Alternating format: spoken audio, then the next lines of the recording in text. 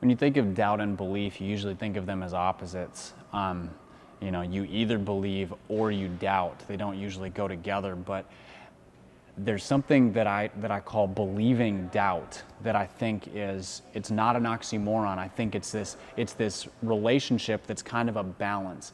And that is the idea that if you're going to doubt something, you have to believe in an aspect of it. So what I just said is kind of vague and kind of out there. It's not real concrete. So let's think of the story of the father in Mark 9. He brings his son to Jesus because his son is demon possessed and no one's been able to help, but he thinks there's an off chance that this man, this Jesus of Nazareth, might be able to help him. What made him do that? Some element of belief made him bring his son. He believed the stories about Jesus, the miracles. This is the man who stopped storms and walked on water, and I think he'd cast out other demons. And so if he could do it then, maybe he can do it now.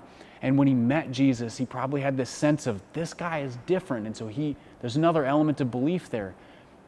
But at the same time, he says, Jesus, can you help me? And he says, I can if you believe. And he says, I believe, help my unbelief. That tells you that there's doubt there too. He didn't come to Jesus with full confidence. He came because it was a chance. He had this basis of belief. So that tension of he came with belief, but he had doubt in his heart too. He just wasn't sure.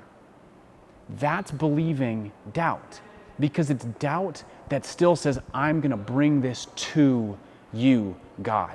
So if you're in a place of depression and despair, and you still believe that there's a God who can hear your prayer, so you throw a prayer up and just say, God, help.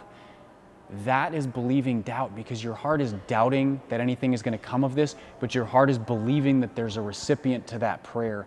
And that seed of belief is something that God can use to answer your prayer, to change your life, and to find a way to show himself to you in a way that will expand your belief and shrink your doubt.